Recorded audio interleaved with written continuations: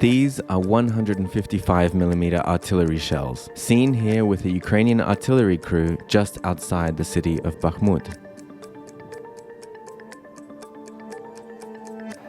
These are shells of the same type, fresh off the production line of an ammunition plant in Sweden.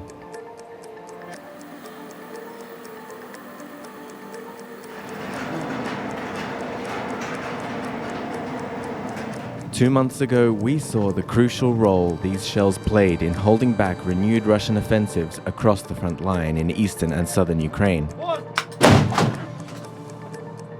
Now, the Kyiv Independent has been granted a rare opportunity to see how the shells are assembled before they begin their journey to Ukraine.